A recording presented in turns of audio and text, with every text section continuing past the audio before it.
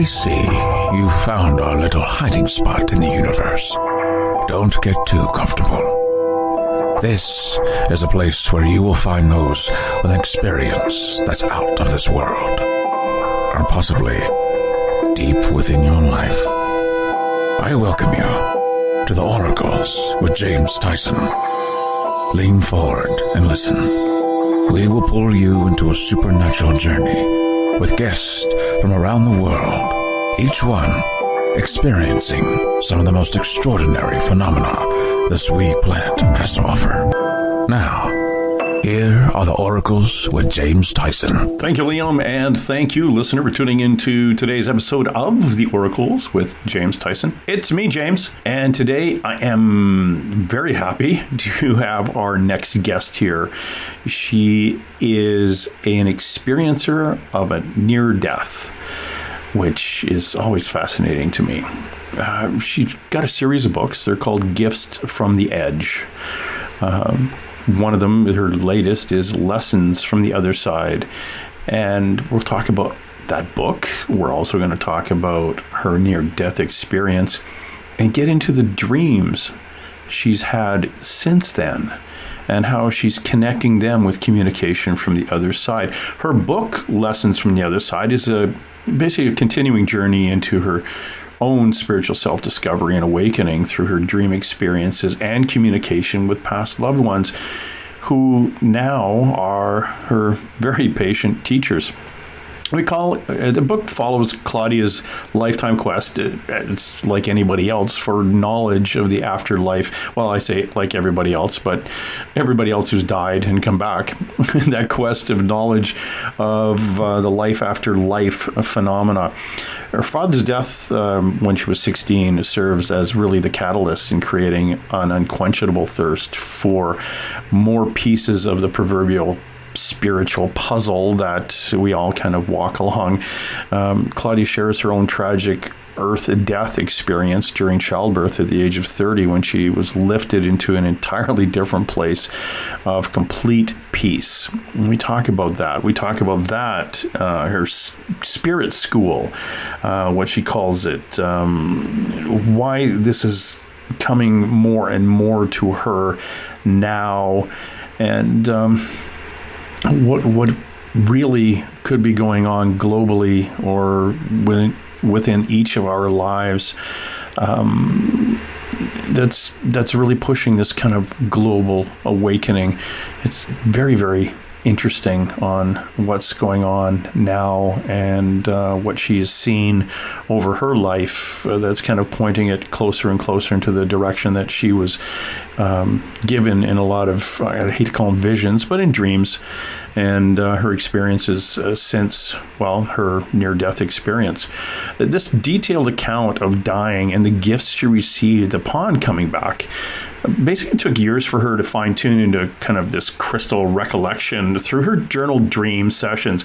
And again, she journals dreams. What I always tell people to do, you journal dreams. And of course, we talk about how I never do that myself.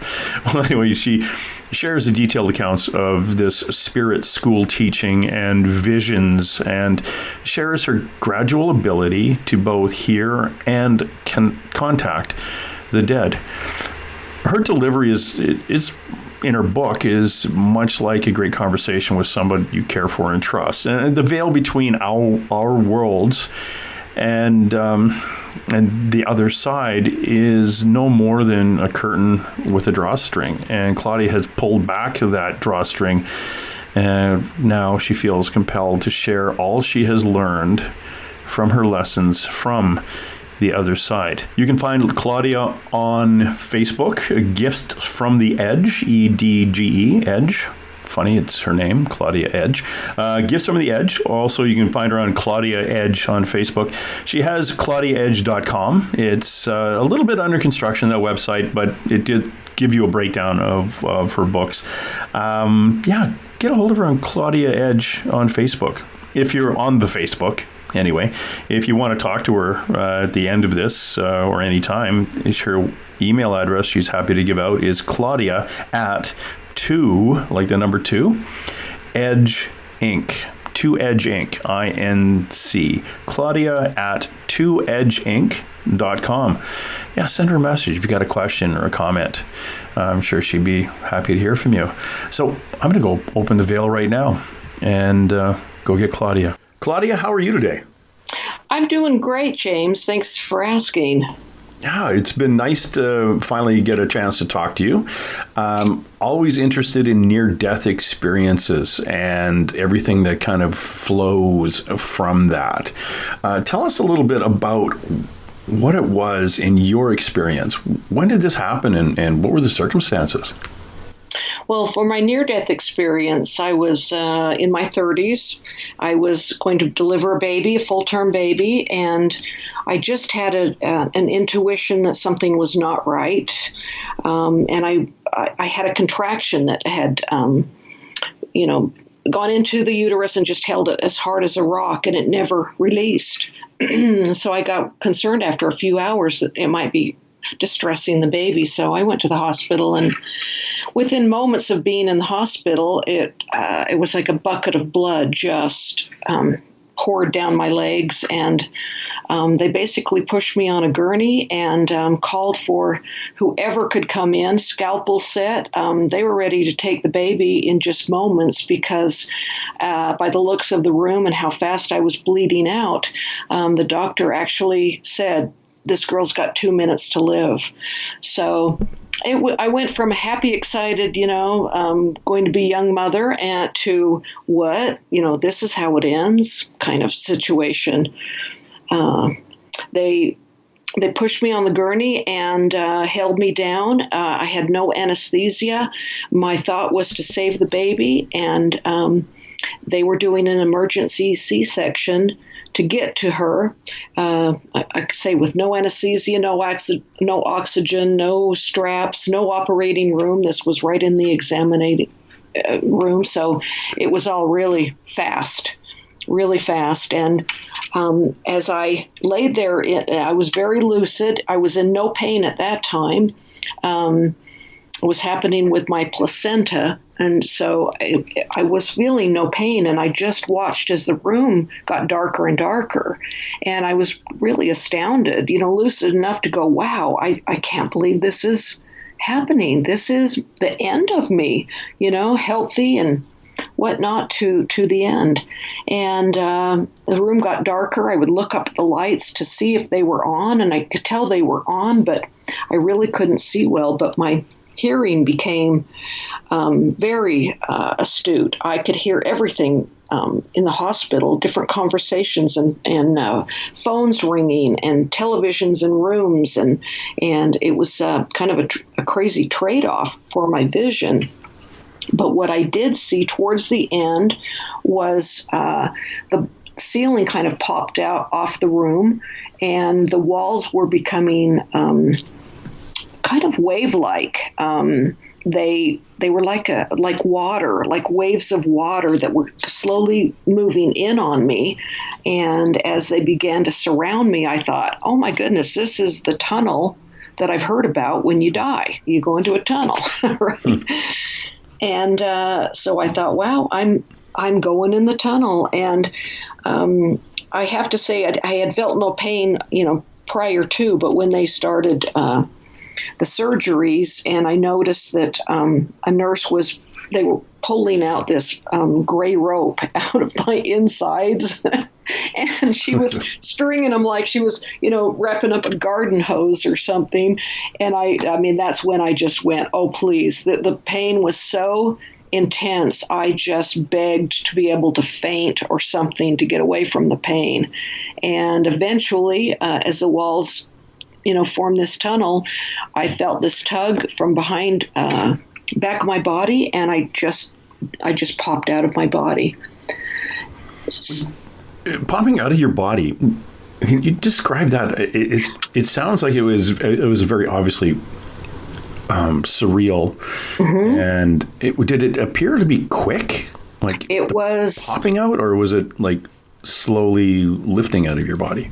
It was, I describe it like, the old pop guns that kids play with, that little rubber, and you stick the ball in and pop, and the ball pops out, and you hear that pop. Yeah. That's what it seemed like. It was like a puff of air, and I actually describe it as a pop because it seemed like it was a pop, like it was just something quick and easy. It was familiar. I wasn't afraid, and I didn't even at the time consider that it was death because I was still me. Everything was still me. No change in thought pattern or concerns or anything. I was me with my memories, and so I wasn't afraid. And I looked at this bloody mess below me as I started to rise above my body, and I had been told that they were just kind of yelling it in a code red kind of situation, that they couldn't get the fetal heartbeat, and that my baby had drowned in my blood. And so I'd kind of had enough of that scene. It was gruesome. And so I started to float away without kind of a care in the world. It was one of those, I'm done, and floated down the hall. As I was exiting my body, and my hearing had become so acute, I heard this music, and it was the theme song from MASH. That da da da da da da da da. It came on every evening right after the news. The news was at 10, and MASH came on at like 10:35, and this was, the intro into that show. And here I am, as I'm dying, being lucid in my own death, that it must be 10:35 because MASH is on. So as I'm floating down, away from my body, I decided to go and check out where the music was coming from. It wasn't even that my ability to float was new. It felt very familiar. I knew how to do it. I knew how to rise and lift and go through, walls and all of it. There wasn't a question of, man, what do I do now? It seemed like it was coming from a place of memory for me. Was it almost like a dream? So, oh, I'm sorry to interrupt you. No, not at all. No, it was very, very real. It was very, I was very present in it. And okay. It was, when I did find the music, I found myself next to a man in his hospital bed with the TV on, and he was kind of in and out of sleeplessness. Whether that was what drew me to him, because that kind of weird time in between awake and sleep is a monumental time for communication and whatnot in the afterlife. But anyway, he was in and out of sleep, and I realized that he had no idea I was there, and that's when I went, oh, I must be dead. So even the floating part hadn't been the clue. That's how easy it was. Yeah, that's fascinating. I've never experienced anything like that, thank goodness. And but I've talked to a lot of people who have, and it's similar in their descriptions. But what's fascinating to me is that you actually had that pain. You almost stepped out of pain, mm-hmm. And severe pain. Or I've usually had people say, well, I had a heart attack, or, we were in an accident. I didn't feel any pain. The next thing I know, I'm looking at myself in the car, and then I did this and went up and all these other places. So you're floating through the hospital, checking out who's watching MASH. Right. And were you ever, this is the weirdest question, were you ever concerned that you were leaving everything behind and you had to go back and check and see if you could get back in? As my then husband was out in the waiting room, and that was the first wall that I passed through. And I looked at him with a sadness because I was leaving 4 other children behind, and him, and he was there with a clipboard and the driver's license and insurance forms and, all of that he was made to go sit in there to fill out, and he had no idea what was happening on the other side of the wall. And like I say, he'd only left me moments before, So he had no idea. So the thought that I had was, I felt really sad of what was going to be happening to them, what their, what losing both the baby and I, were going to be devastating to the entire family. So I did think that, but I didn't linger there in that thought pattern. Once I had that, I was kind of went about my business. And and what was this business you were going about? Exactly. After I found the music, that was my business at the moment. And then as soon as I said, "Oh my goodness, I must be dead," because he had no idea I was there. And as soon as that thought pattern hit, I found myself in this vast, it was the entirety of everything. It felt like it was huge blackness. It was so, you couldn't, if I'd have had a hand, I wouldn't have been able to see it in front of my face. But I didn't feel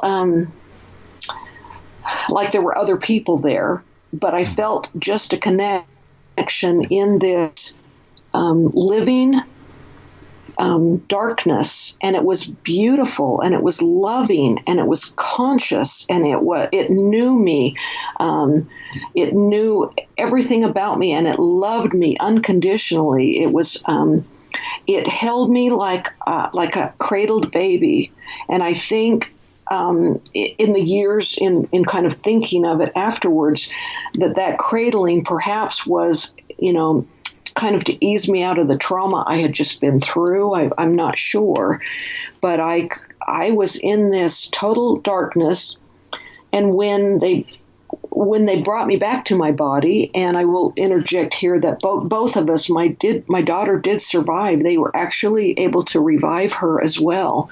So there were 2 miracles that happened in the hospital that night, and she is perfect and wonderful and beautiful. And so we really came out of that unscathed, I guess, is for that experience. But I've just spent so many years kind of wondering why darkness, and I had pushed the experience. It was a teaching hospital, and so without even the nursing staff and doctors talked to me like, what was it when you died? I mean, they were very open. It was not something with a held tongue. They had brought in their clipboards and was ready to take notes and hoping that I could give them some information. This was 1984. Raymond Moody's books had come out in the 70s, and there was still, a lot to learn, still is a lot to learn from the NDE experience. And they were fascinated by my experience, but I couldn't give them a good answer. The first question was, what did it feel like, and the pain. They wanted to know, because they called me Pioneer Woman because this surgery had been done pioneer style. And so that was the first question. And then the other one was, what did you see or feel or hear or, do when you were gone? Did anything happen? And I felt, in looking for earth words to describe it, there was actually shame attached to it, even though I knew it was beautiful and loving, and I could have stayed there in that bliss forever. I was completely satisfied where I was. But to come back and then face these questions and the possible negative connotations that people might put to, dying and then going to the dark or whatever, it was something I just didn't want to talk about because the experience was sacred to me, and I felt like if I shared it, I was going to leave myself open for judgment. I had lost my father when I was 16, and I couldn't believe, because I had read some of Raymond Moody's books Well, about. just so my listener knows, Raymond Moody is a philosopher. He's a psychologist and doctor, most widely known for all his books about life after death and near-death experiences, and which is the term that he coined back in 1975, and he in his book Life After Death. So you were basically experiencing what he wrote about. Exactly. Only my shame was, how come I didn't experience the kind of things I'd read about? Here I was the one being told, yes, you died. It was a certainty that I had, but I didn't meet, my father or a distant relative, someone that had passed, or grandparent, or saw a beautiful, the river of life, or, a beautiful meadow, or, some of the things that you hear in these NDE stories that are just beautiful. And they have this complete story. This is what happened. Here's the beginning, here's the middle, and here's the end when I came back. And then they deal with the residual. Well, for me, I had that beginning, and I just felt like I was stuck in the middle. It's like, where had I gone? What happened to me, and how come I wasn't like everybody else? Was I bad maybe? And every time I thought that, I was like, I'd kind of, poo-poo it and push it down, because it was like, I know I'm not a bad person. I'm not bad enough to be doomed to hell forever. And man, that didn't feel like hell. It was wonderful. If that was hell, then heck yeah, I'll go back again. No, kind of thing. So I continued to read other accounts, but I did not stay just in the near-death experience world. I looked at all kinds of spiritual phenomena, because I had, we had a little conversation earlier, James, that, seeing dead people as kids and that. And, I always wondered about the shadows that I saw in my room, or when I would cry and ask my mom to, my mom just got used to coming in and sitting at the end of my bed until I fell asleep. She'd read the paper and she'd ask me, what are you afraid of? And I didn't have a good answer. I would say ghosts, but I didn't understand what I was seeing. So I think I had kind of a predisposition anyway to this. So I think the experience enhanced a lot of that psychic or a number of abilities. But I felt like, until 10 years ago, when I got angry about, I'd read enough accounts, what was wrong with me? How come I didn't have memories of this? Where was my story? Why didn't I have a story? And I began getting a little bit angry, upset about it, and really fervently asking. And it was like a door finally opened after 25 years, from this experience.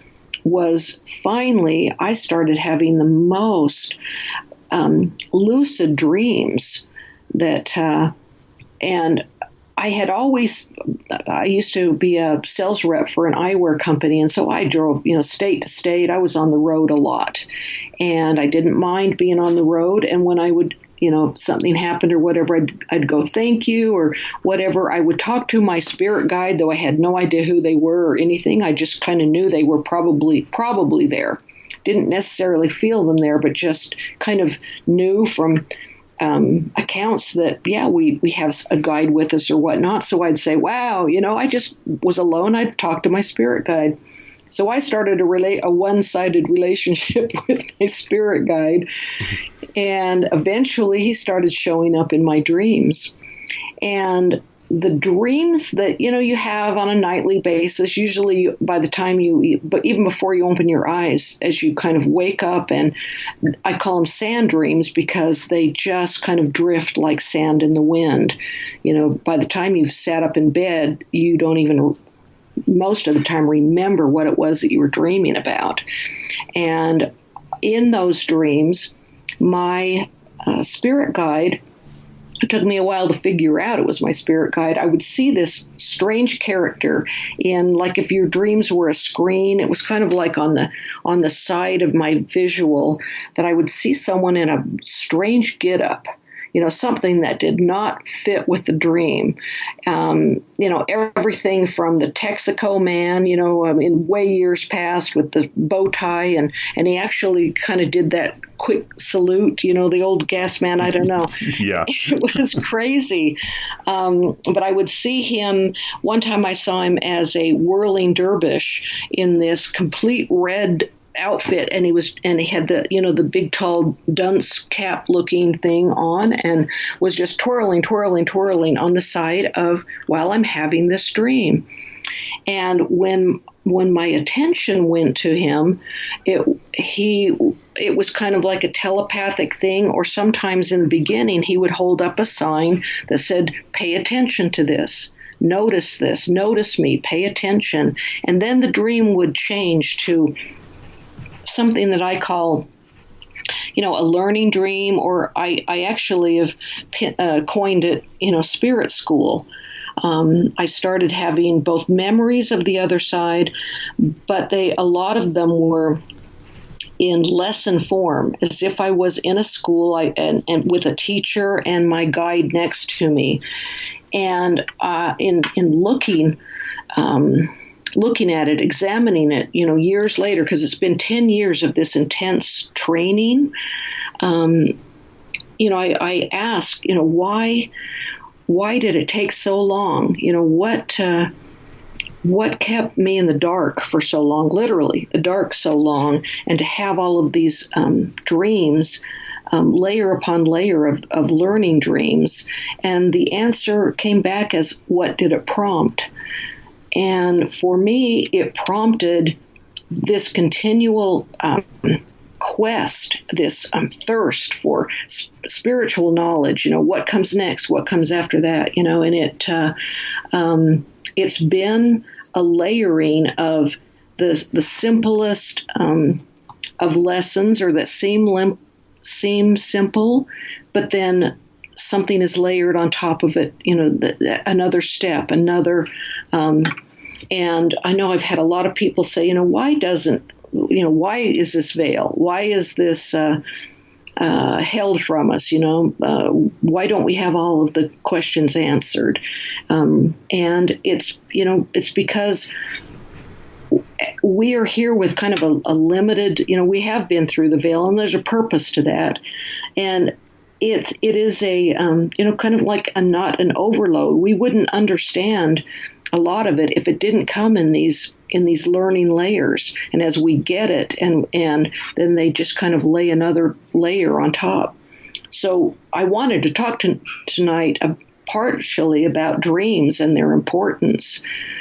So you have a lot of interesting, it sounded like an interesting youth, and that, as we talked before, how do you feel about your dreams? Do you put importance to them, or? Yeah, I found that my dreams, I put it this way, I have that reflection as a child, not knowing the difference at times between a dream and if I was awake. In hindsight, I know that there was a difference. There was, I was dreaming at this point. I was awake at this time. I did see things in my room when I was awake. In later life, and in talking to other people who have lucid dreams or dream in ways that are, even some people in their own family say, well, I never dream like that.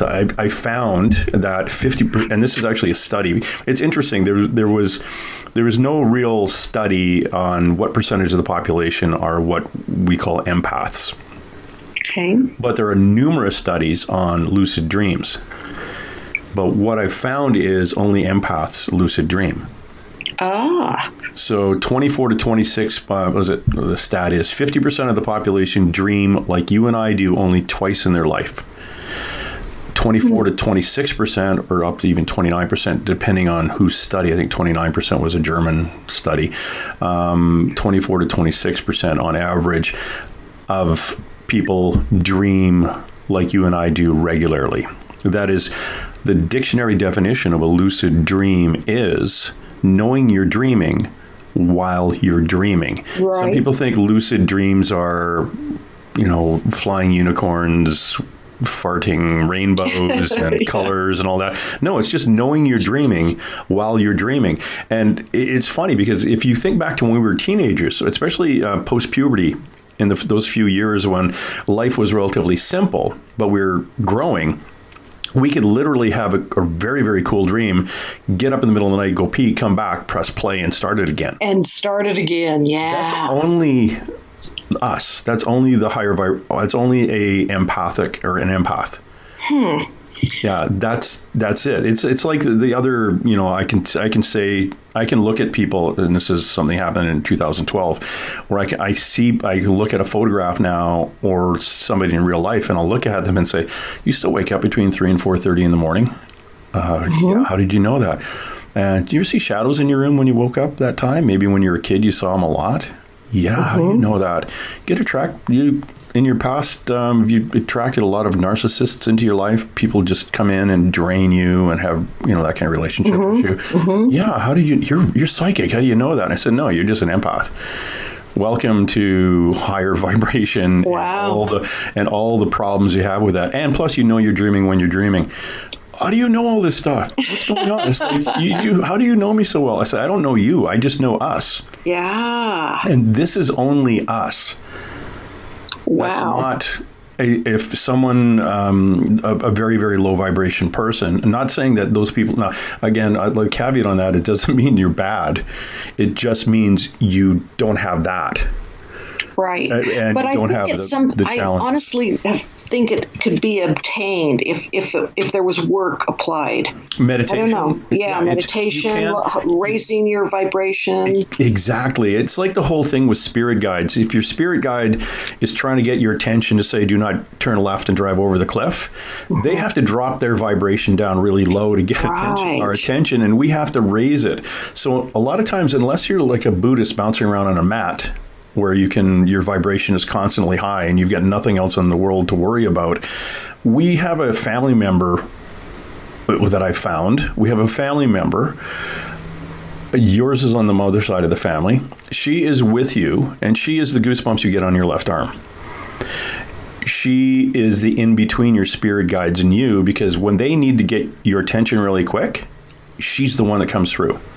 They just send it to her. She gives you your gut feeling, the hair on the back of your neck, and goosebumps, or your gut feeling and hair on the back of your neck. That's our immediate stuff, because spirit guides just can't, if you're walking down that alley and you're going to turn left and it's really dark and you really shouldn't, it takes too much for them to get your attention if you were not really a higher vibration person. So we do have that person that's with us, that volunteer.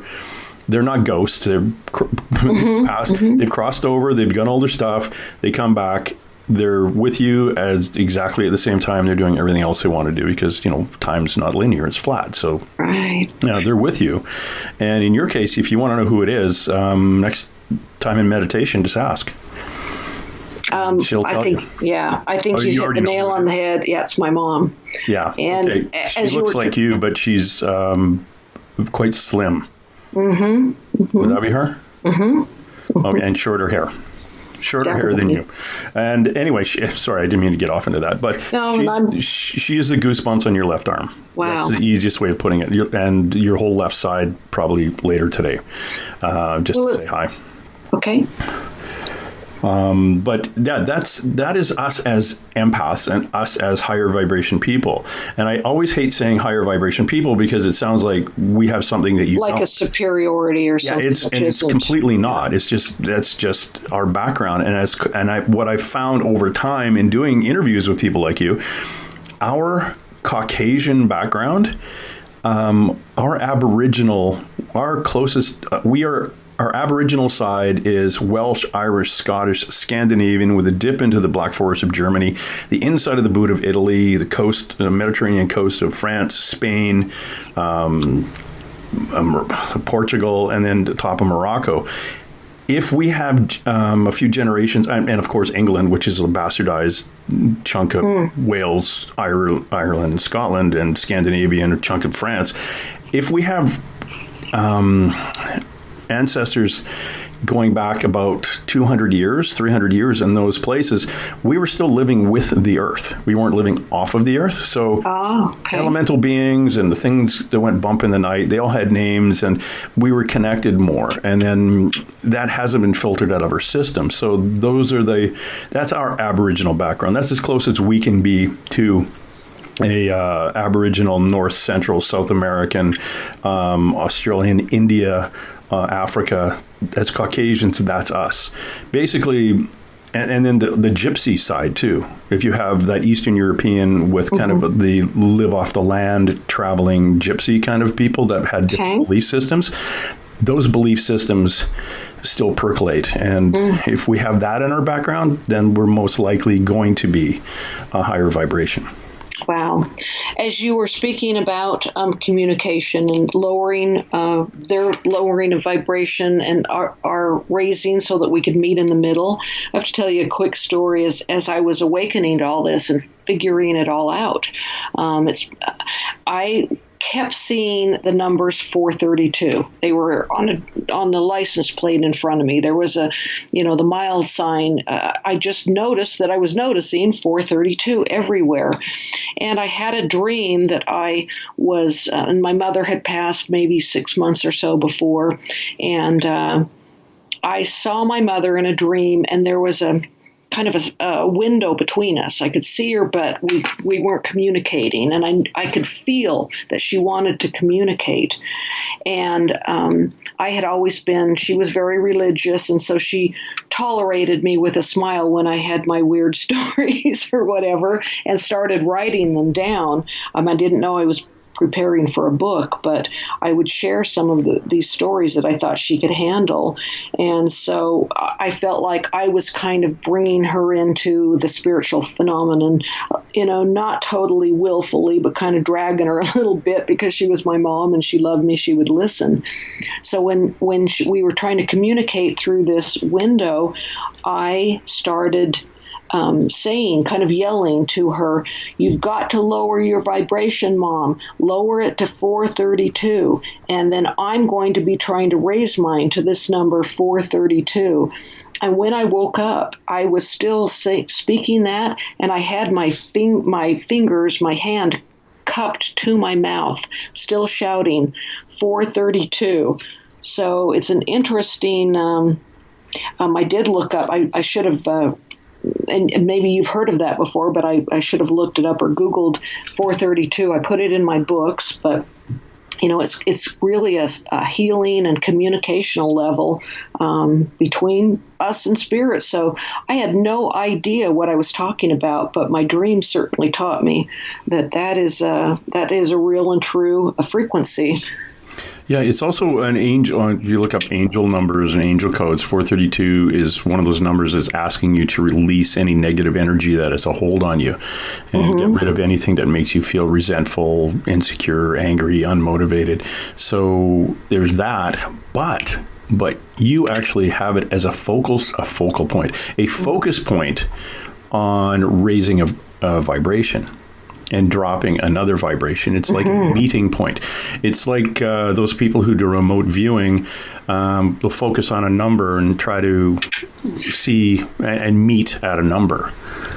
And that's interesting that you've basically, both of you had a place to meet.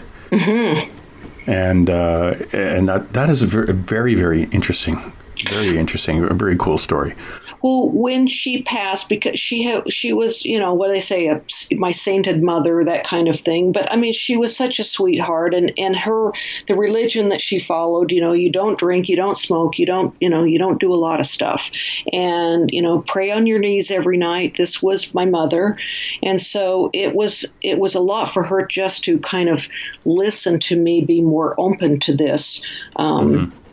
That was, and so when she passed, and it was a grueling, long journey for her, that passage. I spent just about a month sleeping in the hospital next to her because, she was afraid. It's like she basically gave over all of her care to me, and I felt like it was a contract that I had I had with her. There was no way in the world I wasn't going to be by her side. And we worked through a lot of things in the hospital together. I would tell her of the dreams I had that pertained to her as we were in the hospital, of whom I was seeing. You think the patient is seeing the other side. I was seeing it more and trying to tell her to let go so that she could see the other side as well, and that her brothers and sisters and whatnot were coming for her. And so I feel like I eased her into the other side, but I knew that she was really confused by it. Because, you get a religious conditioning, and I do not say that disparagingly. I won't disparage any religion. I think it is important community and service, and I was raised within a religion, and it is a basis of the foundation of who I am today. So I do not say that lightly. So I hope I haven't offended anybody. But she did not get past that. The box, I would call it, of what she understood and what she expected on the other side. And I had several dreams from her of her confusion of being in kind of a special resting place on the other side, where they kind of get used to how it really is, as opposed to what they had been taught to believe what was there. So I know there is a respite for that. And so it was really important for her and I to learn how to communicate with each other, because she still had so much trust. She was in and relying on me even after she passed to ask me, is this real, or should I listen to this? That's how much trust that we had with each other. So I was really quite instrumental in easing her into the afterlife. Oh, that's beautiful. And it's it's one of the I'm feeling it's one of those, the perks, if I can call it a perk, you had from your near-death experience. It's one of those things. It's like, okay, I've been there. It's okay. It's going to be okay. And the fear, and this happens a lot with people who are passing and in hospice, or they're passing, we'll call it slowly, and they come from very religious backgrounds. And there is a point where they have this perception of, oh crap, did I pick the right one? Ah, yeah. As it's getting closer, I'm confident. Oh crap, what if? What if? Yeah. What if I was supposed to be pagan? I'm Catholic, or I'm Mormon, and I should have been Jewish. Okay, okay, hold on. Give me a second here. I don't want to go yet. I'm thinking, and you overthink it. It's like anything else. It's like, I'm ready to jump out the plane. I've got my parachute. Everything's okay. Okay, hold on. Who made the parachute? Who packed it? Did I pack it? Is it going to work? It's like, I'm 100% confident until you get to the door. Exactly.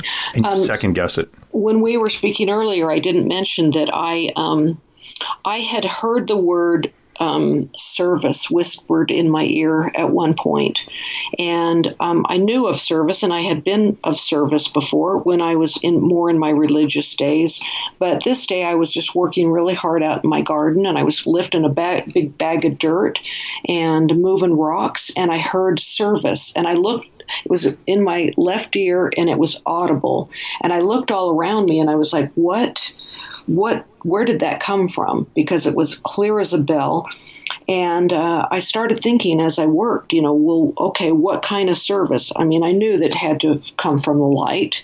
And so I accepted it, and it was pretty miraculous. And so I thought about it all day, and I thought, with my interest in death, I guess, is the other side, ghosts, everything. I decided to serve in hospice. So I became a volunteer hospice worker for 5 years. I spent on what they call the bridge in Colorado, Pikes Peak Hospice Service. And you nailed it. I mean, you come down to that point, and just before the acceptance, where it's kind of like, well, I've done everything I can do. I either got it right or I didn't. It's kind of like they're too sick to to go beyond those thoughts, and there becomes an acceptance. And I witnessed that many times in the crossings. And I really think I do, when I said that I felt like I had a contract with my mother, I think that my being able to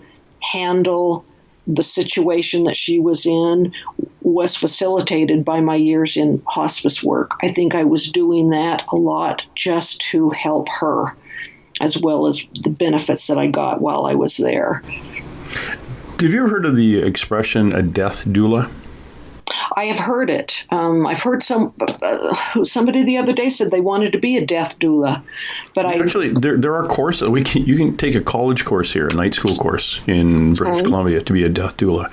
I had a friend of mine years ago on an old podcast I did. She would call in and she said, "This weirdest thing. I bump into people that I knew years ago, but they're in hospice, or not bumped into them in hospice, but they were, just about to go in, or they were in the last stages of cancer, stage 4 cancer." And she said, "It's the weirdest thing. I keep bumping into people I know that are dying, and I'm around until they die, and then I bump into somebody else." And it was like she was put into a path to assist in the crossing of people. And most of the people that came to her, all of them who came to her in the first bit, were people she knew in life. And then she actually realized that she was getting really good at just sitting with them and watching them die. And then she went off, took a course, and became a death doula, which is the creepiest thing. In my head, it's like, what do you do? I help people cross. It's like, one person helps you come into this world, and she helps you relax on your way out. And it's fascinating. Yeah. And that's kind of where you almost went, at least with your mother anyway. You got into that point where, okay, don't worry about it. Everything's going to be okay. And then you found a opening where you could help other people too. Well, through this, as I've opened, because that brings up a point that I wanted to make, is for me, it's like I've experienced a little bit of everything. I don't have, I was looking at some of your amazing past guests and their talents. This is their talent. They're clairvoyant, medium, or whatever they're doing, that's their specialty. For me, I've had like a little bit of everything. I'm not perfect. I can't, it's like I'm not going to open, a shop and do readings or whatnot, because that's not my forte, even though I've done it a few times and I've experienced a lot of these things, including in dream, doing the exact thing that you were talking about. After I no longer volunteered, and after my mother passed, I did that for a while in dream and assisted those who were unconscious in this dimension on their way out, but they were holding on in fear, and I worked with them as far as what is going to happen on the other side. And I call it dream work. I've done some of that too. So it's kind of crazy. Not crazy. You talk about the spirit school. What is it that you're being taught in the spirit school, and why now? Why do you think now is important? I feel like I've been groomed for a very long time because how people, like you were just saying, that sounds just creepy, to deal with death or whatever. And most people don't deal with it. They, it's something. My daughter, my oldest daughter, the other night said, "What do you want when you die, Mom?" It's something that we don't talk about. And I said, I've always been open to it. It's my kids that aren't open to it. They've had this weird mom, and whatever, mom's weird, so they don't really want to talk about woo-woo with me, right? And the other thing too is death and funerals and after death. That's all for the living. That's not for us. Yeah, exactly. That it doesn't matter. It is, whatever gives peace to the ones grieving, the ones that are left behind. And I understand that grief, because when I was 16, I lost my dad. I had a very special relationship with my dad, And I loved my dad. I can hardly say that without crying. I still miss him to this day, and think about the influence that he could have had in my life, but have since learned, yeah, he's had a lot of influence in my life. It's just he's been on the other side, doing a lot of orchestrating for me. So I've learned that. But see, I get in that, and I kind of lost my way, my little path, where I was going with that. Let's see if I have it in my notes. I'm going to pick that up in a minute, because every time I talk about him, it's hard for me still. Yeah. But he was instrumental. Oh, we were talking about spirit school. Thank you. Mm-hmm. And he's been instrumental in a lot of teachings. And like I say, the teachings will come in layers. Like one of the, and I think your audience might enjoy this dream I had. It was, I was completely warm. I was in this moist, warm environment, and I was completely happy. And I could feel I was blind, and I was rolling around with the like of me, brothers, sisters, mom, dad, neighbors, everybody. We were all in this kind of heap in the dirt. And as my dream kind of pulled out and I was lucid within it, going, oh my goodness, I'm an ordinary garden grub in this moist soil with the people who, that I was born next to, who I saw myself and felt myself eating, and you barely have to move, even an inch to find food, sex, warmth. We comforted each other. We lived on top and next to each other, and it was a perfectly beautiful, content, happy world I was living in. And I woke up and going, oh my goodness, there is not any kind of life that is superior to another type of life. That the ordinary garden grub is so happy in its environment. It was a huge learning lesson and perspective, and that's how a lot of my spirit school dreams come in. Yeah, it is interesting where you look at it's that Buddhist way of looking at a very small thing and realizing how that tiny little being is connected in the larger. It's a piece of the greater puzzle.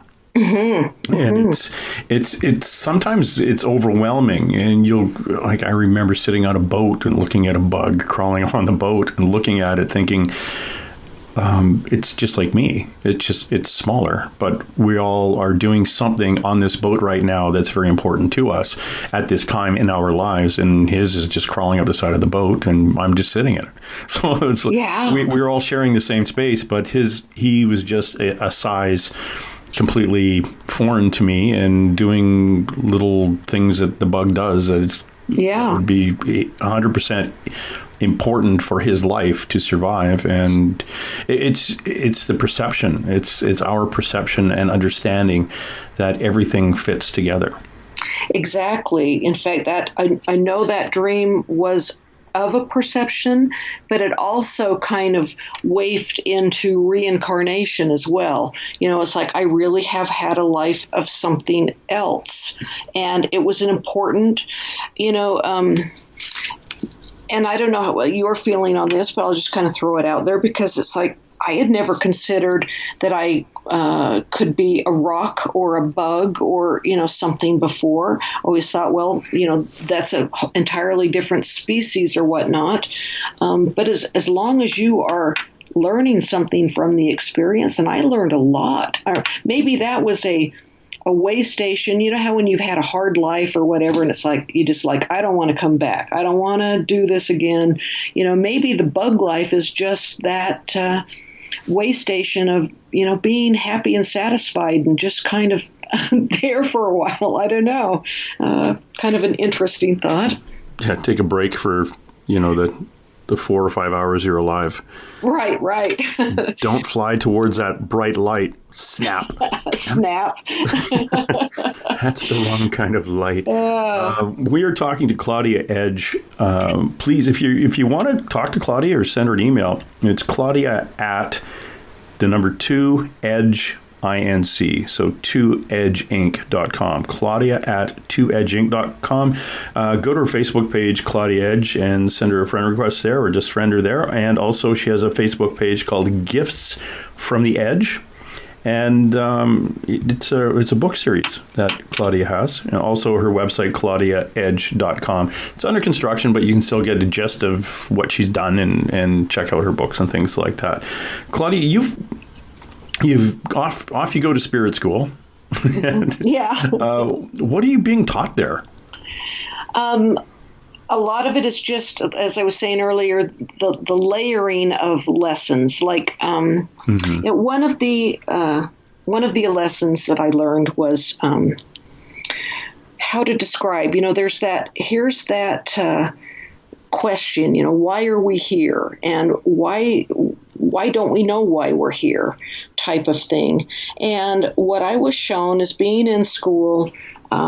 And the teacher handed me this really funky pillow. I haven't seen that fabric since the early 60s, but it's kind of a translucent brownish color, and it has little fuzzy dots all over it. And they made these kind of people who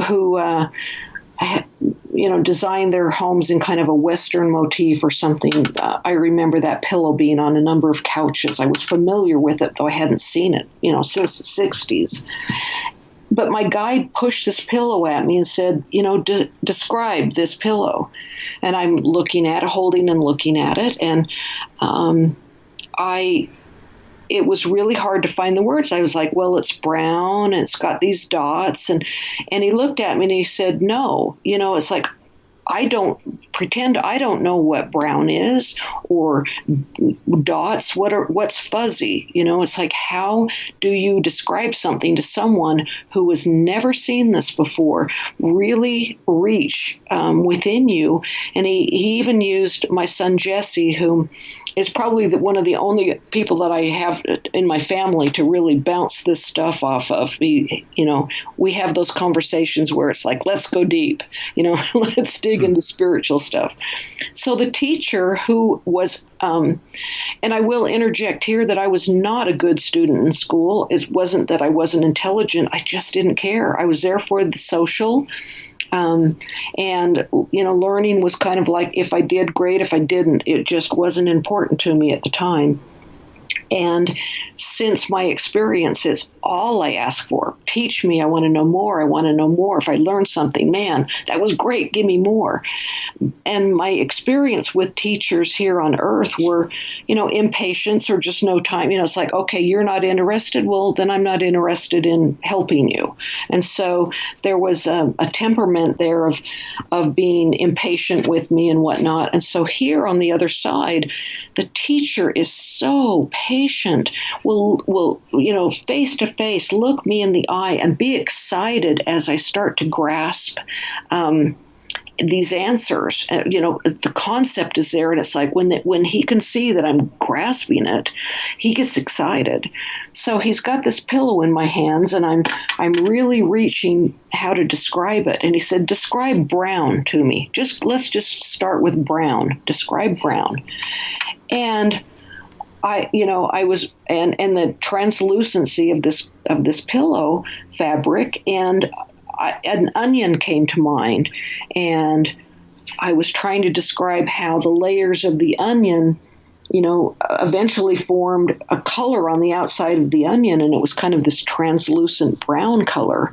And then he was like, well, explain an onion to me. And, what does it taste like? What does it smell like? And I mean, it just stretched, from this one thing. I mean, we just had an entire night of, trying to go through and share something that was very, very hard to share.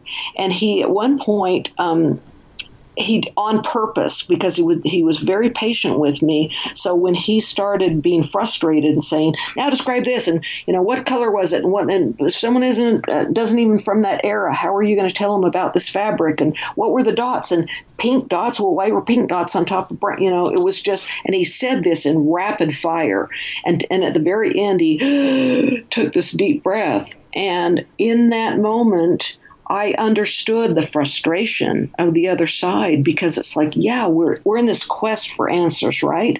And I think, honestly, even entering, dying and entering the afterlife, it isn't an instantaneous knowing everything, right? We're still learning as spirits as well, and so whatever we can get done here, whatever concepts in that we can grasp on this side, I think there is just so much excitement for our getting it. And I could see in his eyes, man, I was getting it. And he was so proud and so happy.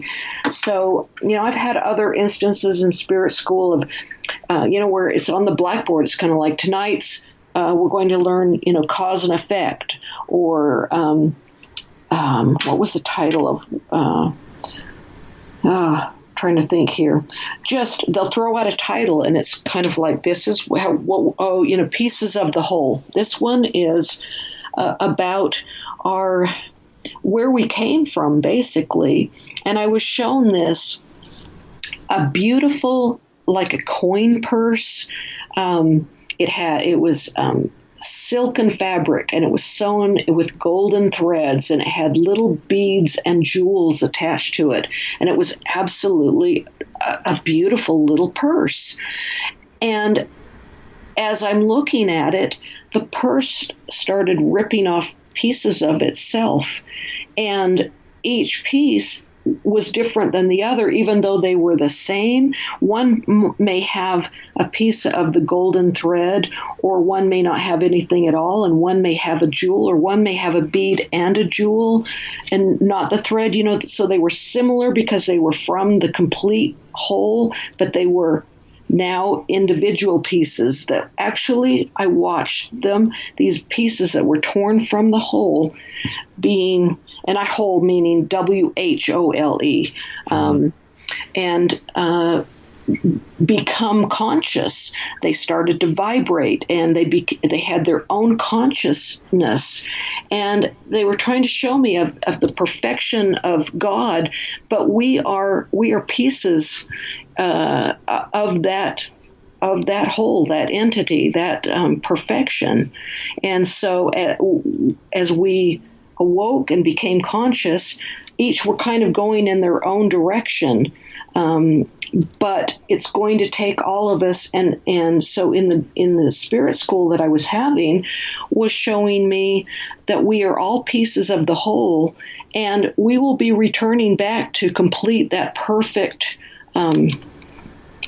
coin purse. And what I have learned in spirit school also is I will get this heading, tonight's lesson is, but it will be marked as a parable or a metaphor. It's kind of like, let's don't get it twisted, Claudia. God is not really a coin purse kind of thing. It's like, this is an example so that you may grasp it. And so when we were talking about dreams earlier, I've told people, it's like, when you have a dream like that, if you can just lay in bed just a little bit longer, or try to retain some of the memory of what you might have dreamed about. And it might have been something as odd as a coin purse, but it might have had really a deep meaning within you, trying to kind of build those layers, those stepping stools, basically, the steps to further knowledge. If you're asking, you're going to get it. And one of the most probable places to get that knowledge is through your dreams.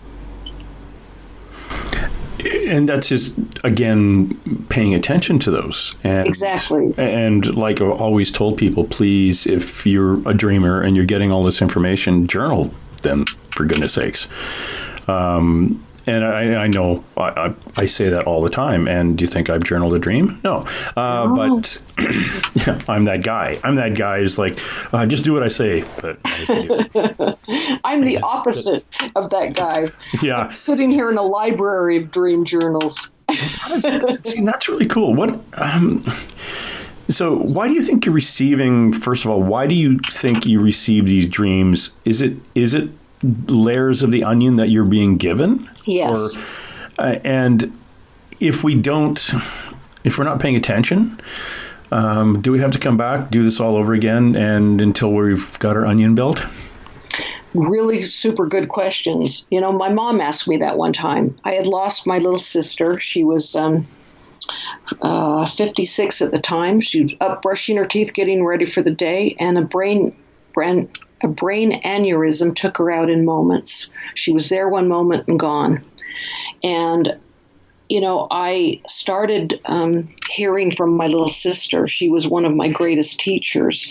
And it wasn't just in dream, but, I started, it became audible inside my own head. It was different than when I heard that word service. That was, I think, straight from the light, and it was audible. Hers was something familiar, or a way that it was presented that I knew it wasn't my own head talking, and I could hear her.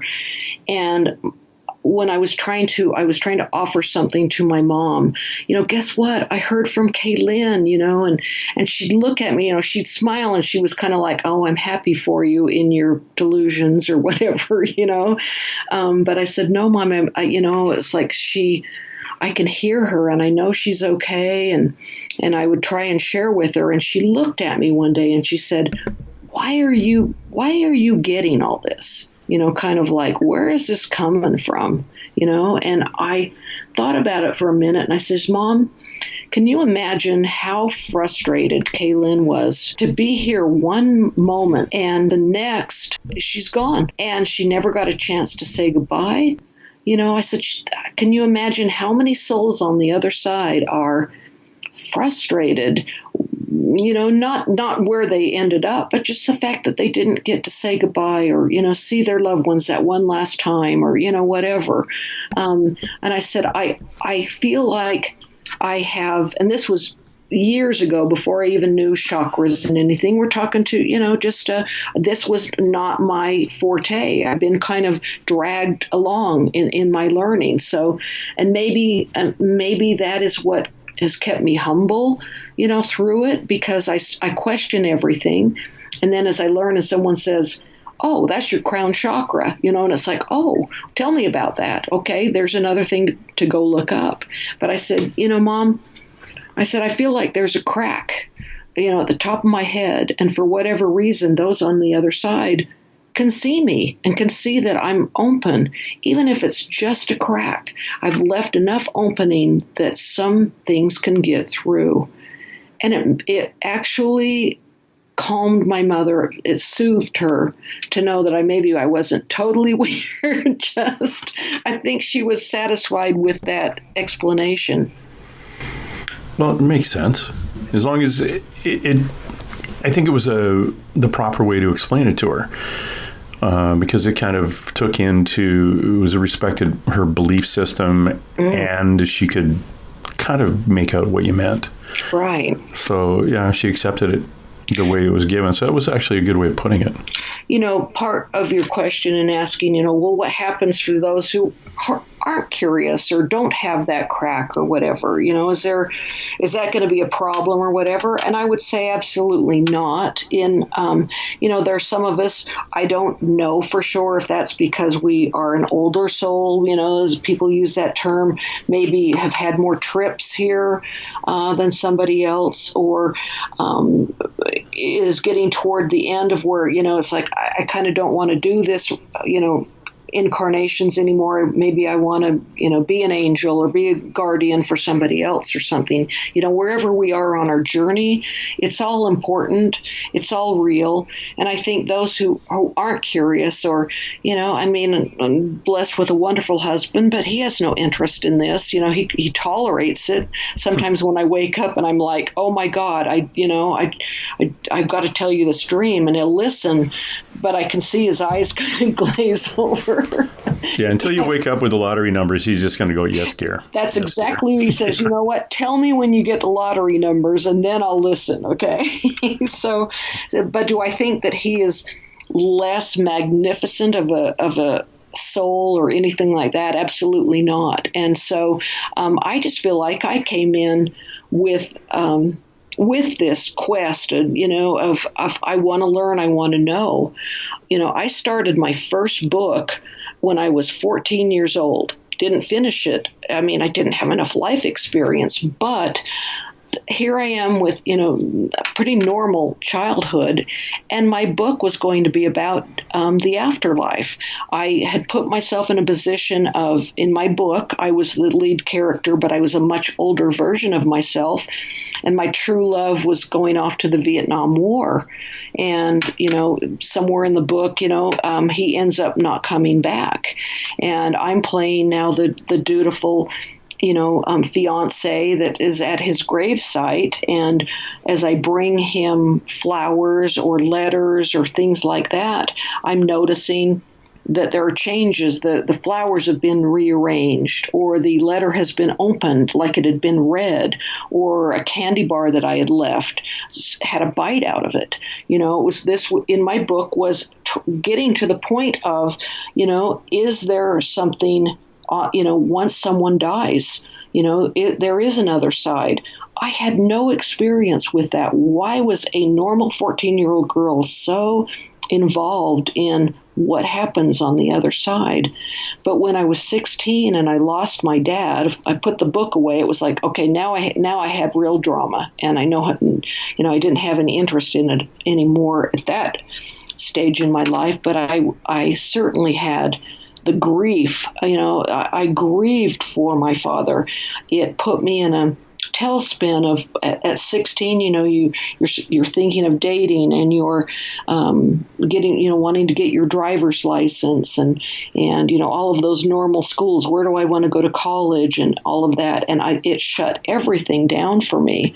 The loss of him, and all I did was look for where the energy of him had gone, because I just kept imagining that he wouldn't leave me. He loved me enough to not leave me.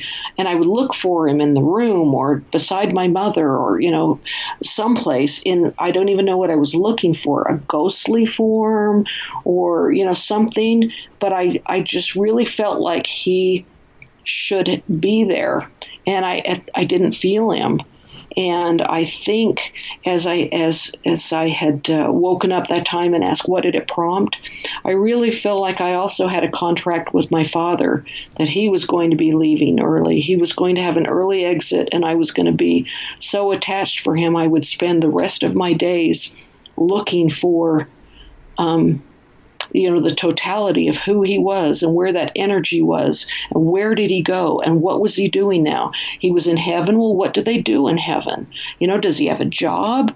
What is it? And so I've had this quest for my whole life of wanting to know more.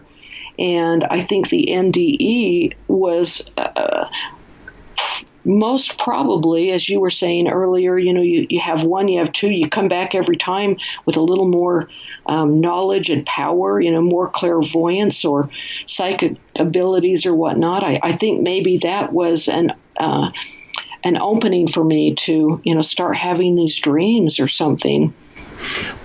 When you were dreaming, what are some of the most interesting dreams you've had? and you've written about. Now, I guess I written about because you have a couple of books that I failed to mention earlier. Gifts from the Edge is Lessons from the Other Side came out last year. And before that, a couple of years ago, was Gifts from the Edge, Stories of the Other Side. So one is the Stories from the Other Side, one is Lessons from the Other Side, and my listener can find those on Amazon. If you just Google Claudia Watts Edge, author, or Gifts from the Edge, Lessons from the Other Side, you can pick up, you'll see those books bounce up. But when you write, if you've written much about your kind of I was going to say the most interesting, James. Of course you would. But what are the ones you've written about that really stick out in your head? Since we were just talking about my father and that I hadn't really dreamed or anything of him, what really stuck out is the time that I dreamed this letter of like a formal invitation dropped from the sky, and I pick up this. It's like a wedding invitation, beautiful print and gold bonded edges and whatnot, and it said that my father would like to meet with me. And I was ecstatic. It's been over 40 years since I've even dreamed about my dad. And so, I when I held this card in my hand, and just touched the thickness of the cardstock, just a really premium invitation. And it said, be such and such place at such and such time to meet with your father. And it was in another state. It was several states away. And looking at the time on the card, I knew that I better get to it. I threw a couple of things in the car, and man, I started driving. And I drove for several days to get to this location. And the only times that I got out of the car was to put gas in it. And everybody around that were pumping gas as well, I would ecstatically tell them, it's like, oh, I get to meet with my dad. I haven't seen him in 40 years. I'm so excited. And the people were very kind. They were going, oh, we're so happy for you. Go get it, girl. Go, girl, and all that. And they shared my excitement. So I drove for 2 days to get to this location. And it was in a Midwestern town. And I was driving down this kind of farmland type road, and the GPS was going. It was sending me this road. I was on the correct location, but it hadn't been until that point in my excitement of being able to meet with my, dead father, that I had even thought about, why am I meeting him so far away from where I was? And as I got to the location, I looked at the mailbox at the end of a gravel driveway. The house was a farmhouse, just kind of up a little hill, so it was a long driveway. And I let my excitement go to questioning. Is he even going to recognize me? It's been so long. And I just took a leap of faith. I was there at exactly the moment that I needed to be, and got out I checked my lipstick, put a little lipstick on, checked myself in the mirror going, I don't even know if he'll know me. Will I know him? And, he was a very handsome man, not just coming from his daughter, but my friends' mothers, everybody told me, your dad's really handsome. And he had this jet black hair that was slicked back, and this is what I expected. And as I walked this gravel driveway, again in dream, this is dream, I'm approaching this farmhouse, and I see a young man, and he is walking back and forth to a truck, and he's throwing things in the back of the truck. By the time I got up to the truck, he was in the bed, kind of arranging things, and had thrown a duffel bag in there, and he had on an army uniform, like the desert sand type uniforms. Yep. And I looked at him, and I thought, well, I'm here. And this young man is here, and it's like, where's my dad? And at that moment in time, it was like a soul-to-soul contact. And it was not expressed in words. I was made to know that this young man was my father. And I stood there and looked at this young man who looked nothing like this handsome man that I knew to be my father. He was about 20, in his 20s, maybe 21 years old, in this Army uniform. He had, his mouth was bigger. He had seemed like more teeth or pointier teeth. Everything on his face looked different. It wasn't anything that looked like my father. And his head was buzzed, getting, as an Army buzz. And I saw this tattoo on his head. It was this strange, like a pyramid, like an elongated pyramid or something, and it had something running through the middle of it. And I was drawn to this tattoo, and we continued to have this soul-to-soul communication of, this was my father, and I was upset as I believed everything I was hearing, but I kept thinking, my father has been back on the earth for, say, 20 years, breathing the same air as me all this time as I have grieved and missed him. And he's been back, and I had no idea. This is the very beginnings of my understanding reincarnation. And, in fact, I had even I went to a psychic one time and said, don't be telling me that my dad is my little brother, or my son or something. I was like, I wasn't ready for that kind of information. And I don't know if she would have told me, but I just warned up front. It was like, I'm not ready for that. My dad has this special place in my heart, and he's going to be my dad. He's not going to be my son right now. Okay.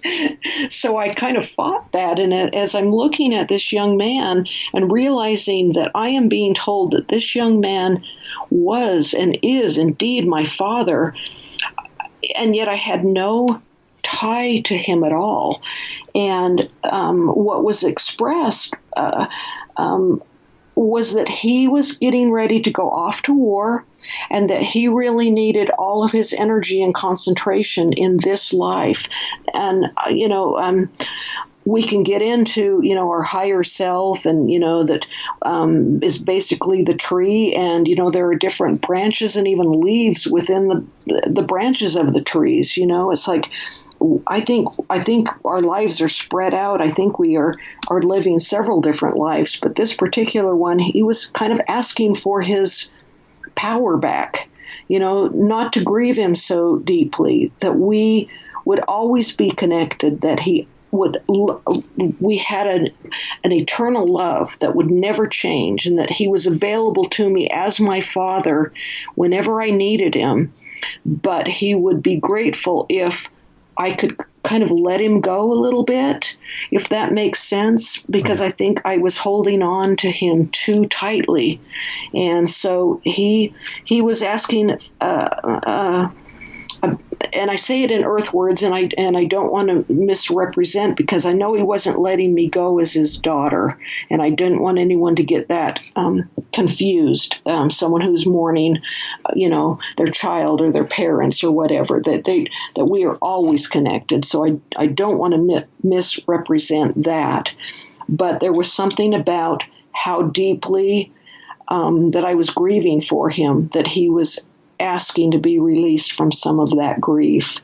And it was helpful to me in my further learning, and his ability now to come to me in dreams is a little caveat there, because grief can really block someone from being able to contact you and communicate with you.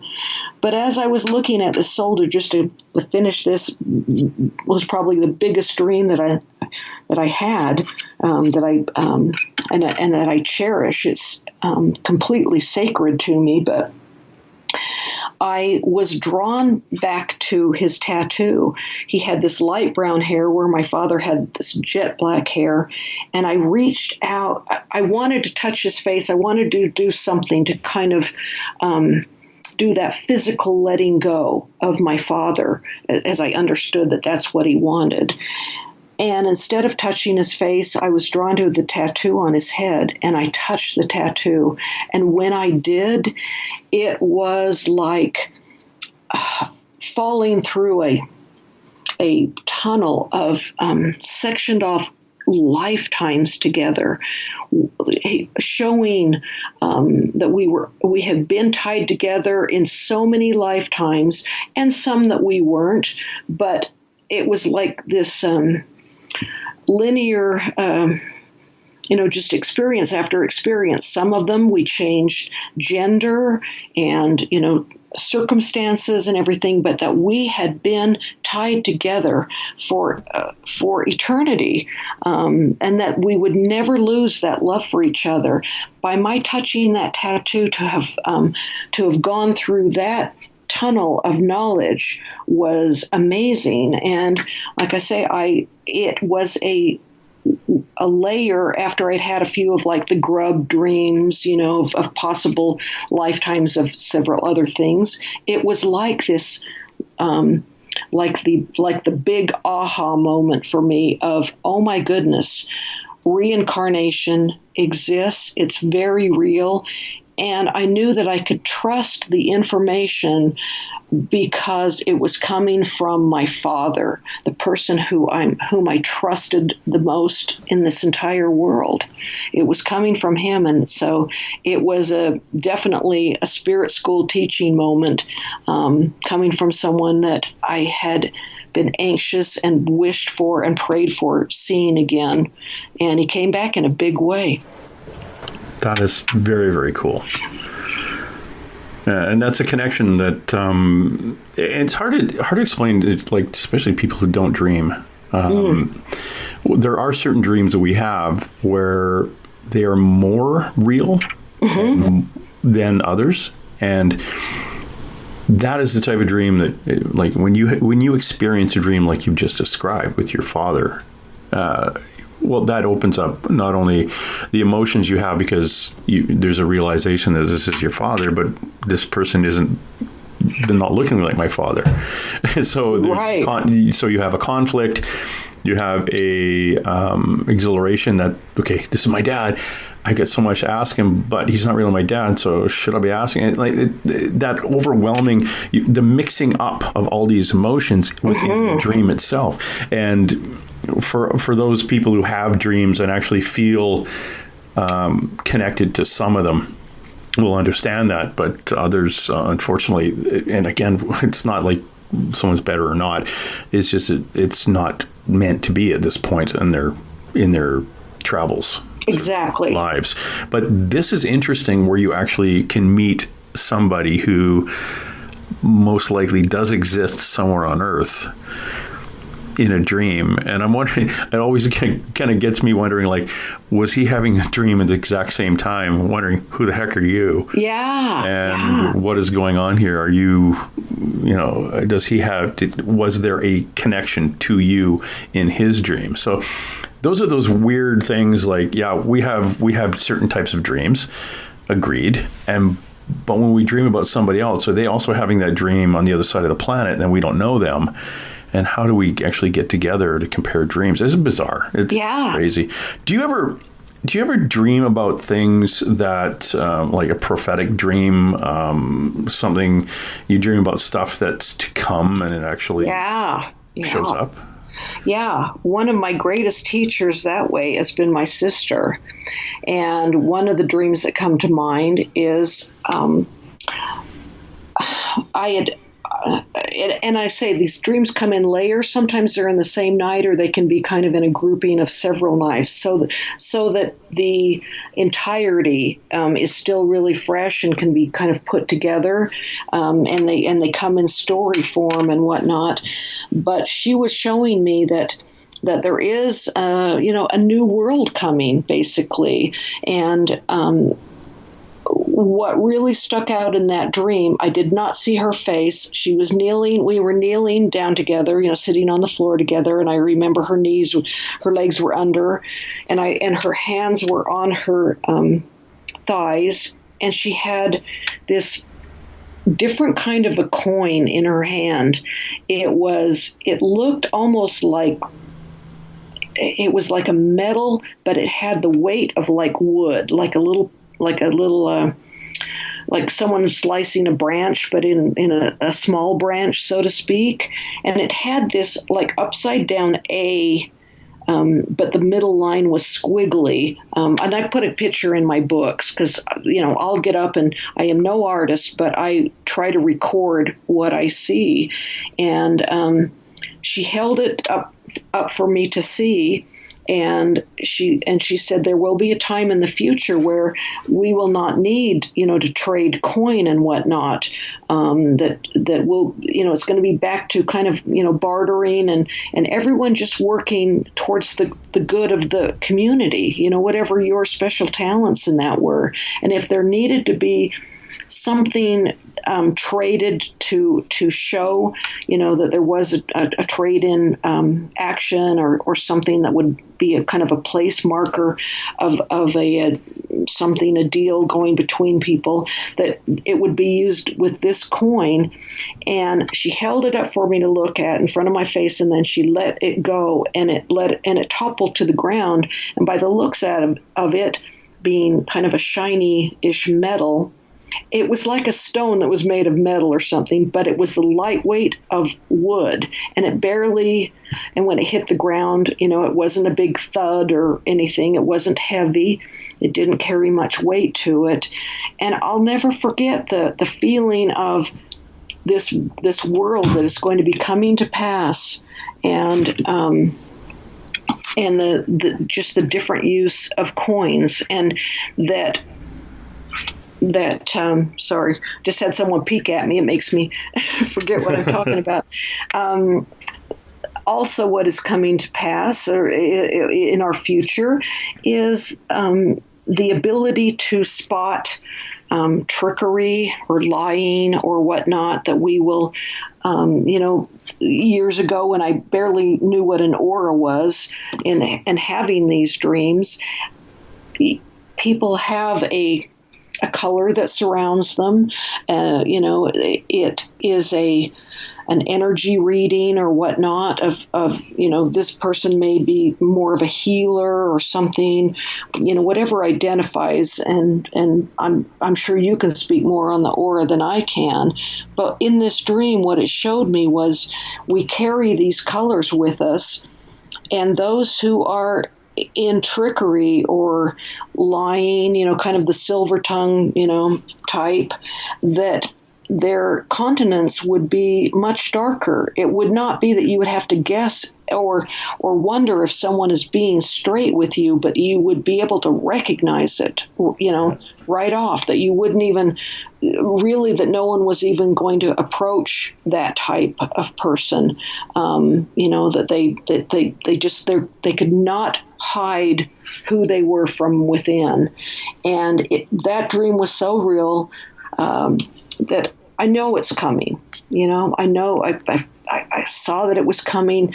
There will be the laws that will be in effect are only going to be in the likeness of God, that God will be a part of the laws, not man making the laws, but that there really isn't a need for them. And if there came to be a need, it would be something that would be held up to the light.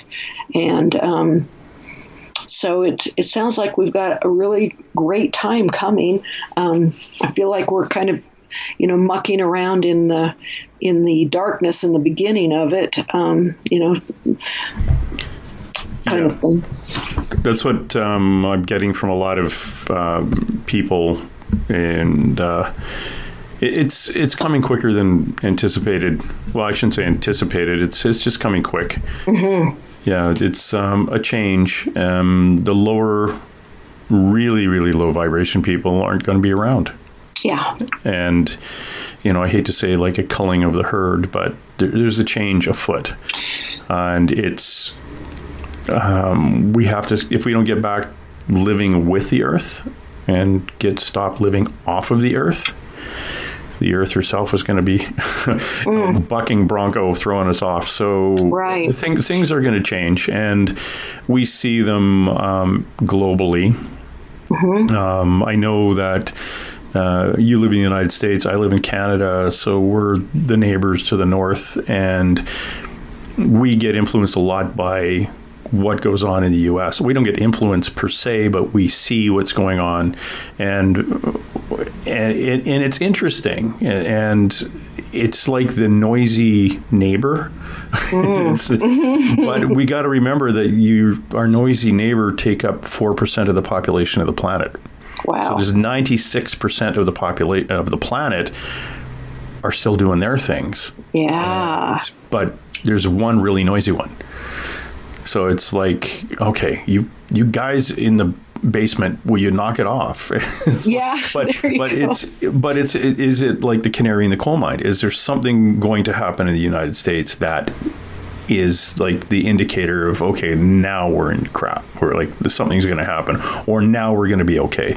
It's like either or, and you just kind of have to. Me on the other, I sit back and go, okay, this is going to be good. Pass the popcorn. But you live within that mix, that energy, that swirling, absolutely incredible swirling energy of what's going on and has been going on for a few years in the U.S. and the projection into the future, whether it's like severe weather and fires and droughts and floods and all the other, you've got everything but locusts right now. So it's... Actually, there were some locusts. Oh, geez, no.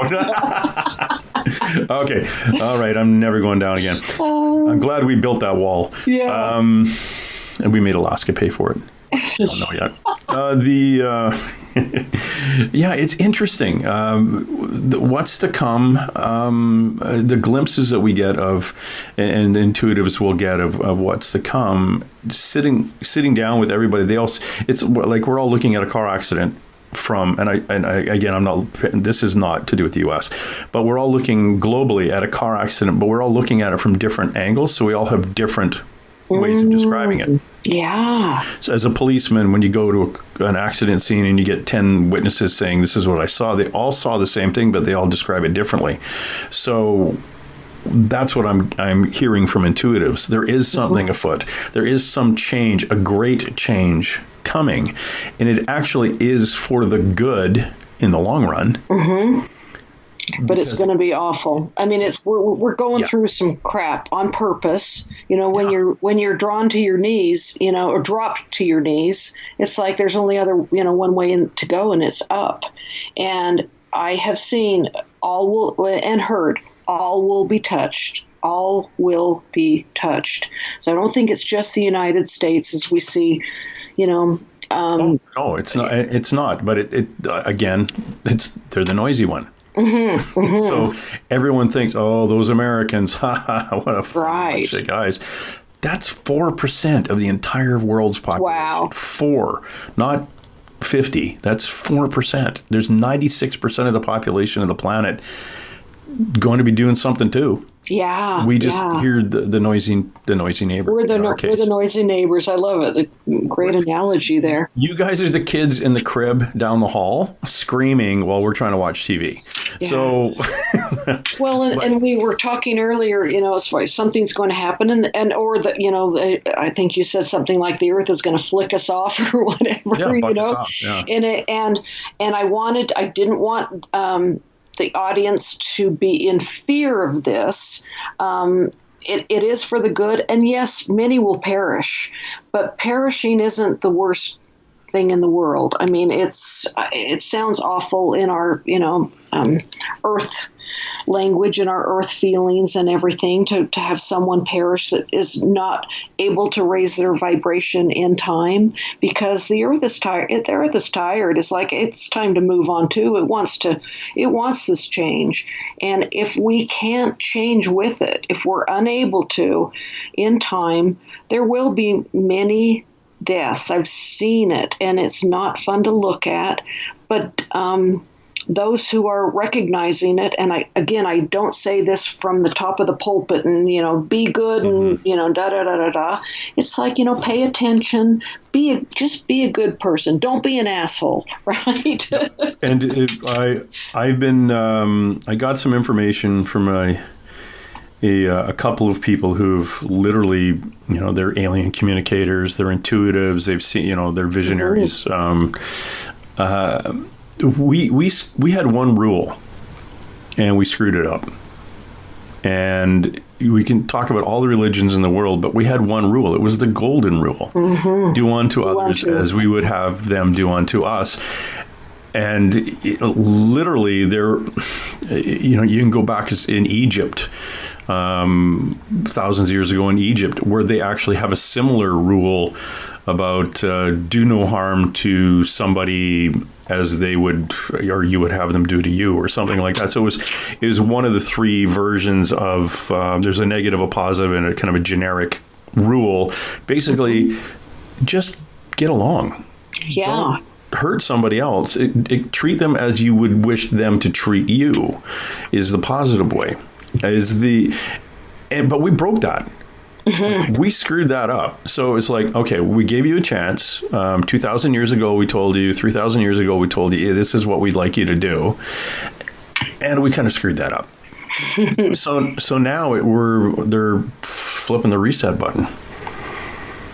Yeah. And those who still believe in community and no fences and no walls and supporting others, showing the empathy to the other, service, very big.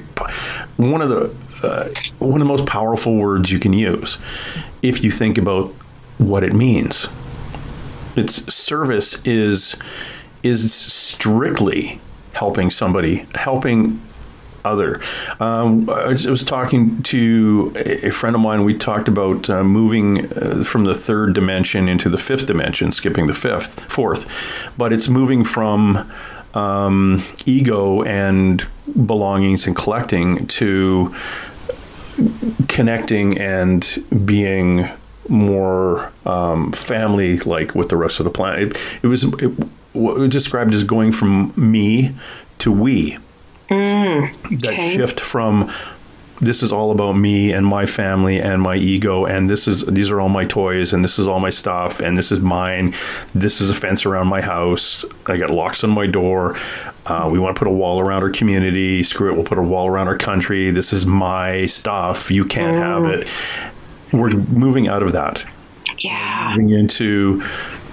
Yeah, we talked about this like in 2015 on my podcast. We talked about something that was changing. This is 2015. We talked about politicians being placed in certain places around the world, which will bring their countries up to the edge of a razor blade. Like it could fall either way. We're going to have civil war, or we're not. And these were going to be coming. We talked about severe weather, geological events that were going to keep increasing, and lots of people were going to perish. And we said, good idea, go put some seeds away, save some stuff. In this case, hey, put toilet paper away. No, but but like if you know how to plant a garden, plant a garden. If you know somebody who has some land, make friends with them because you live in an apartment in town. Maybe someday you might need to help them. And someone phoned in, there was a live show, and a lady phoned in from back east in the US, and she said, well, if I had a bunch of seeds and I had them in my house, and somebody came to the door and said, give me your seeds, what do I do if he wants my seeds? And I said, the first thing you're going to have to do is realize they're not yours. It's the my part of it. And once you take that deep breath and say, you know what, these are ours. I bet you, big strong guy at my door who wants my seeds, you and I together could plant and produce more working together. Plus, I can go to your house, we'll plant the seeds, and you could probably fix my roof. Back to the barter. Yeah, so it's not the lock on my door, the fence, the gate, the guns, get away, get off my lawn. It's you need this for your family. I need it for my family. We've just made a community together. You and I are both, you can do things, I can do things. So let's get together. And she's like, oh, that's a much better idea than defending your bag of flour, or Right. or I hoarded all the toilet paper and I'm going to sit here with my AR-15 at my front door and laugh at everybody walking by. No, you're the first ones. You're going to go. A tree is going to fall on your ass, or you're going to have a stroke, or something's going to happen because you're not one of the ones that are going to be around. You're keeping the vibration low, on the planet. You're gone. Whether you're going to be, well, like one person says, the reptilians are going to come down and take them all for food. Well, that could be awkward. But whatever your belief system is, at least they're leaving, right? So it's getting our heads around understanding that it's not all about the individual and us. And then we'll be a lot happier because you, like you do in your dreams, like you do in life right now, Claudia, is you're attracting people of higher vibration to you. You've pushed those other ones. They don't stay in your life very long at all anymore. You're right. When you were younger, you had the narcissist coming at you. You had the person that you thought, oh, yeah, the other empath thing, love at first sight, for us is foreboding. It's horribly bad because literally we're looking at somebody and saying, oh, I can fix you.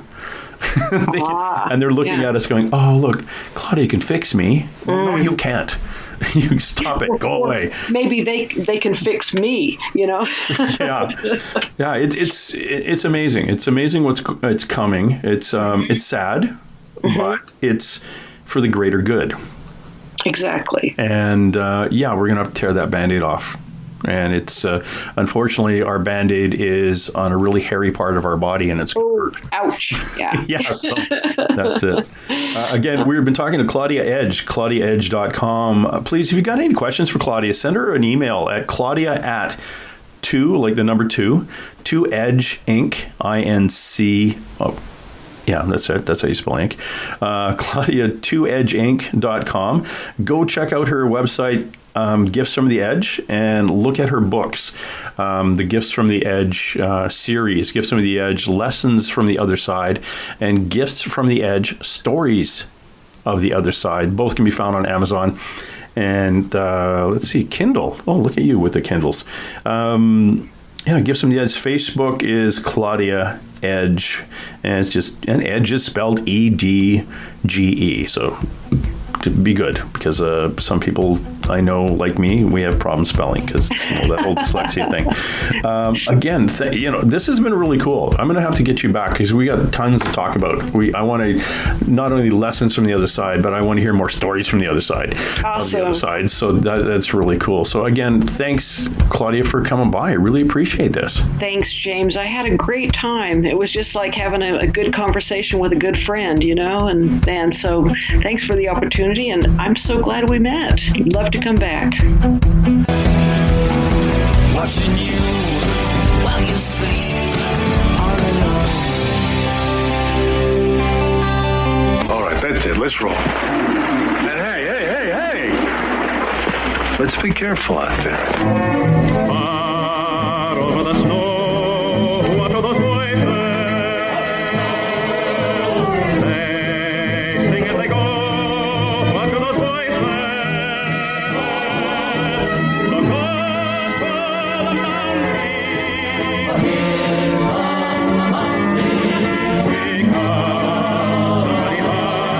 Because somebody better hide on through the hill, like a pack of angry wolves on the trail. Dead or alive, we are out to get you, dead or alive. If you're the one, better run away. Son, you are done, throw your gun away. Here come the Mounties to get the men that are on through the hill, like a pack of angry wolves on the trail. Dead or alive, we are out to get you, dead or alive. If you're the one, better run away. Son, you are done, throw your gun away. Here come the Mounties to get the man they're after. No!